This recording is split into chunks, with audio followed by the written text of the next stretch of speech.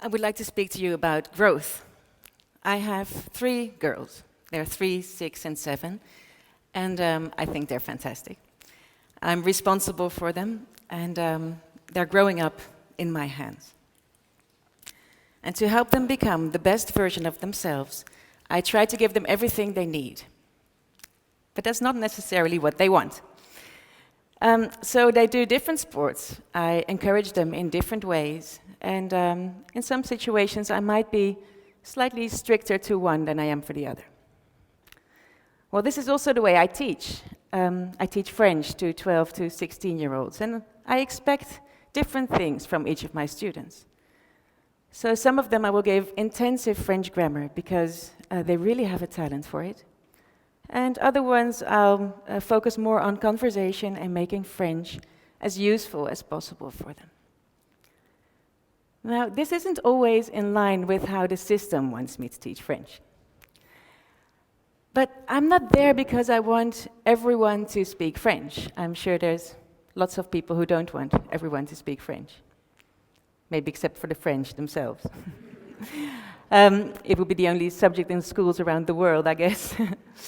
No, so I didn't become a teacher only to teach French, and I think this goes for all teachers. I want to make kids grow and blossom. And that might sound a bit tree-huggy maybe, but to me they're all different flowers, soon to be colorful in their own way. In schools, we are preparing them for society, and well, also a classroom, it's a reflection of society. So everyone has different backgrounds, different history, different talents, different cultures. So you see all sides of society, but also the rough sides. Alcoholism, drugs, neglect, abuse. Children that already went through a lot, and still they come in there every day, early, and eager to learn. Really, if you wake up cranky one day, and it happens to me, go to school, because these kids, they will always lift your spirit. So to understand what they need, I was looking for ways to connect to them, just like I do with my own children. And maybe it's my kids, but they don't listen to me if I don't see them. If I shout something from the kitchen, like, flush the toilet, or get out of your sister's hair, nothing happens. But if I explain something to them in a way that makes sense to them, they understand, and they relate, and they're much more likely to remember what I told them. So connection is crucial to get your message across. And that's what makes this talk actually quite challenging, because you are far away, and you're not in my classroom, and you're definitely not my kids. There are moments, and you may recognize this, when you really touch someone. As if we all live in our own bubble, and sometimes you're able to enter that bubble, and at that moment, you can teach them anything. And they'll probably remember it forever. And this is why I like children so much, and especially teenagers, because they are all about connection. They're growing up, they're becoming adults, and to them, the world seems quite individual. And they need to understand who they are themselves, and they do that by seeing themselves through the eyes of others. And this is how they use their phones and their computers and their games to connect. And that's also why they talk all the time, and also during classes. But in all those years of studying, of deep academic theory I had to go through to get my teaching degree, there was nothing about this. It was only about the most efficient transmission of knowledge, data. So it wasn't about how to connect to your classroom, it was about how to control them. And so I got into my classroom, and then I understood why I was taught to control them. And it wasn't the kids. There was this very full curriculum I needed to complete. Tests they needed to pass. A lot of rating and judging and meetings and documentation and tracking systems. And really quite a lot of pressure. And I really had to feed them verbs on schedule. And it was also, it felt like suspicion. You're in there all alone, all day. What the hell are you doing in there? And how do we know that you're doing the things you're supposed to be doing? But I came in there to make kids grow and to teach them a lesson, or to teach them French. Oh, I wish I would become an English teacher at this moment. So I wanted to make them grow and teach them French. And I was a certified teacher, so why am I not being trusted? I was thinking about my own teachers and the ones that made an impact on me. And I'm thinking, was I taught by a system or by people? And it was definitely people. I had this drawing teacher who saw my talent, and he really challenged me to work even more, and that's why I wanted to be in his class. And I had a biology teacher who looked like the nutty professor, but he was so excited about every single experiment that we had to do in class that it was quite contagious. And it had this German teacher who was a weird guy, and he was smoking pipe in the classroom, and he had very clear objectives from us. And keine Strapazen, he said. But he had authority, he had authority, and was this the system? No, it was him. So I was thinking, if I want to teach these kids, then I better be real, and I better be human. So I started letting go of control and my fear of not being in control. And I started telling them more things about myself.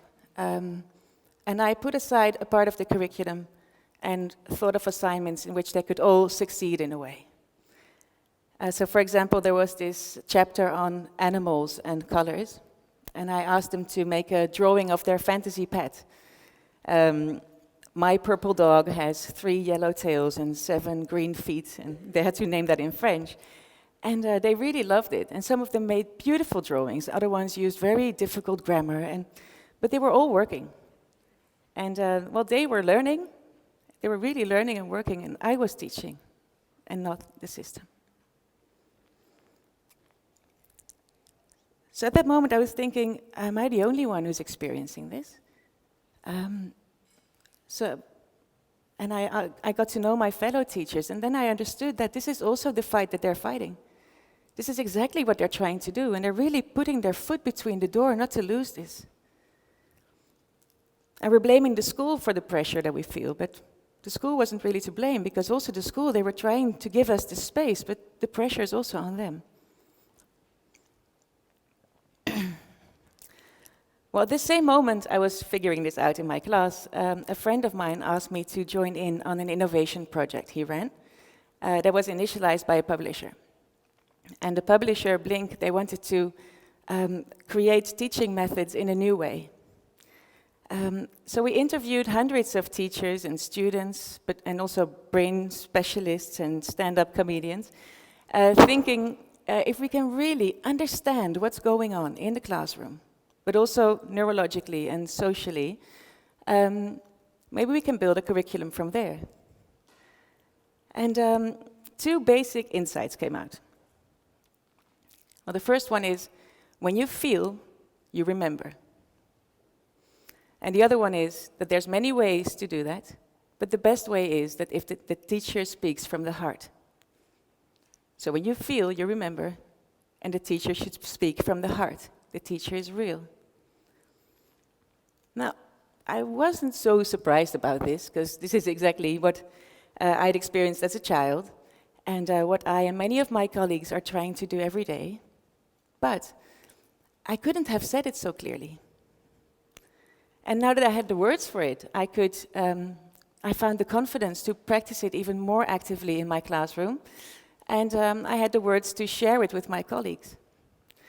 And that made a big difference, because the amount of growth we witnessed was incredible. For the teachers, because we found the confidence to teach according to our own belief. And, but also we saw the results in every child and also for the group. In my class alone, there were 10 kids. They were destined to leave the school or resit the year. And they're all in the same class still today. And the same class, during the annual Christmas performance, they performed as a class. And in between Kanye West and Adele, they performed this French song. C'est une romance, c'est une belle histoire. So, what's going on here? If everyone on Planet Education believes this, and not only education, also as a parent and in our organizations, we intuitively know that this is the way to make people grow, then why are we applying more and more pressure onto the system and onto the teacher, squeezing this out of it? We're filling up the schools with more technology. There's with more administration, but there's technology, but there's no content to support the teacher.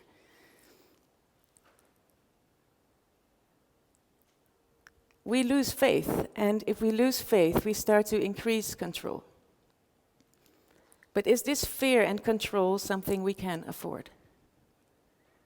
Do we grow by force? I think we cannot ask for our teachers to carry so much responsibility, but not give them any space or trust to do their job. A profession that we all seem to find very important. I like to think of it as a garden, where the children are the flowers, and the teacher is the gardener. And school books and iPads and technology are a fertilizer. But the teacher, the gardener, is the professional who understands how much and which fertilizer every flower needs in order to make it grow as beautiful as possible. And, well, the system is the greenhouse to guard and protect all this. And I think what we have now is that we have a greenhouse that is very tight. We made the role of the fertilizer very big and the teacher very small. Well, in order to make our children grow, we need our teachers to be big. I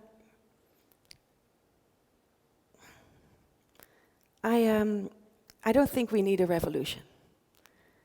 There are so many things going on in education, and we hear all these great ideas also today, and I hope they will all be inserted in our education system tomorrow. But I just want to make sure that in whatever way we apply them, we will always empower the teacher. And I'm asking you this. Thank you.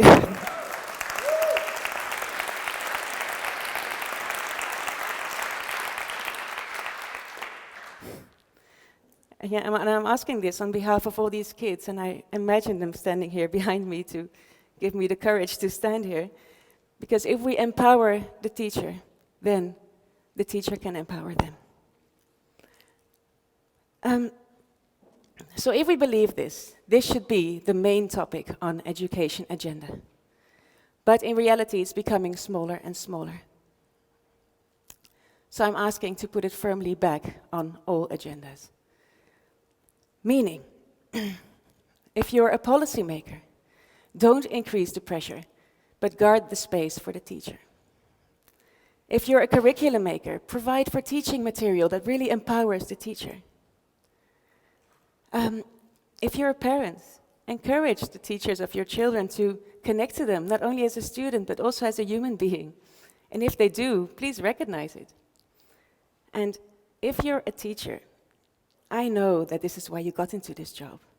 And I know it's really hard to do this every day in your classroom, but please hold on to this, because this is what it's all about. And I really believe that if we can make this shift, all of us, we can really create a colorful garden and a brighter future. Thank you.